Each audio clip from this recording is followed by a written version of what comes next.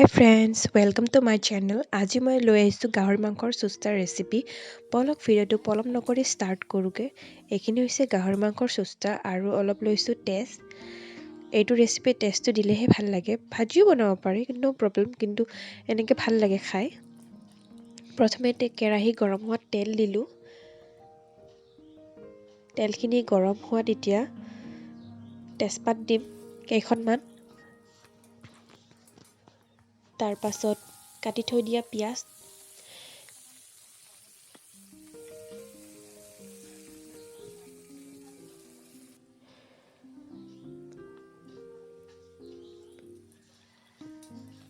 পিঁয়াজখিনি অলপ ৰঙা হোৱাকৈ ভাজি ল'ম। তাৰ পাছত জিৰা দিছোঁ অলপ, প্ৰায় 1 চামুচমান হ'ব। আৰু এতিয়া গাহৰিখিনি চুস্তাখিনি ভালকৈ ধুই পাখলি লৈ চাফা কৰি বইল কৰি লৈছোঁ। এতিয়া ভাজি ল'ম।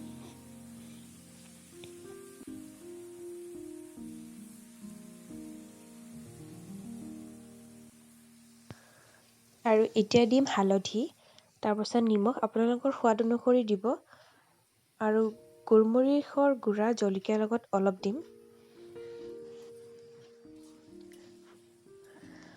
আৰু এইটো ৰেচিপিটোত আপোনালোকে গাহৰি মাংসৰ টেষ্টটো দিলেও হয় নিদিলেও হয়, মই ভাল পাওঁ দিলে সেইবাবে দিছোঁ।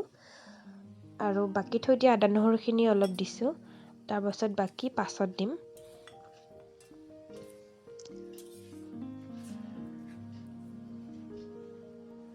আৰু ইফালে ঘৰত আলহীৰ বাবে, সেইকাৰণে আজি আলহীৰ বাবে লোকেল মুৰ্গী বনাইছে। আৰু ইফালে মানে ঠেং মাথা লোকেল মুৰ্গীৰ।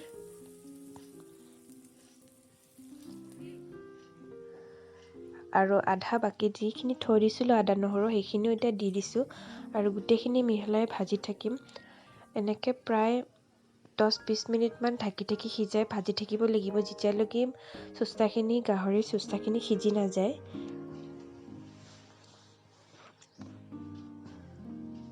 আৰু মাজে মাজে অলপ ঢাকনি এৰাই চাম মাংসখিনি সিজিছে নে নাই।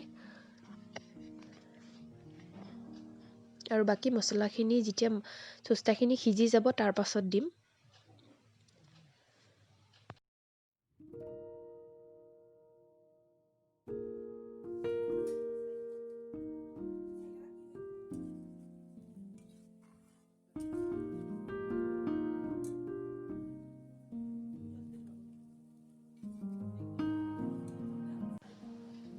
গাহৰি মাংসৰ চুস্তাখিনি সিজি গৈছে, তেল বাহিৰো হৈ গৈছে। এতিয়া আমি দিম তেজখিনি। প্ৰায় 5 চামুচমানৰ জোখত হ'ব, বেছিও দিব নালাগে, বেছি দিলে তিতা হৈ যাব। আৰু এতিয়া ভালকৈ লৰাই দিম, নহ'লে গোটা বান্ধি যাব তেজখিনি। তাৰ পাছত ইয়াতে দিছোঁ লং, ইলাইচি, দালচিনিৰ গুড়া 1 চামুচ, আৰু দিছোঁ গৰম মছলা 1 চামুচ বা 2 চামুচৰ ভিতৰত হ'ব,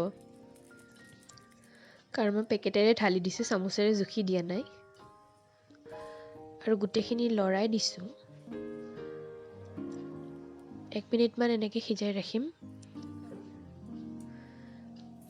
আৰু এইটো জানো কি মছলা কয় মই নাজানো, মাহঁতে জানে, মই নামটো সুধিব পাহৰি গ'লোঁ। কিন্তু এইটো মছলাটো দিলে গোন্ধটো অলপ বেলেগ হয়, সেইবাবে খাই ভাল লাগে, ধনিয়া নিচিনাই হয় গোন্ধটো। আৰু এয়া চাওঁ, গাহৰি মাংসৰ চুস্তাৰ ৰেচিপি আজি আমাৰ ৰেডি হৈ গ'ল। আৰু ভিডিঅ'টো সম্পূৰ্ণ চোৱাৰ বাবে ধন্যবাদ।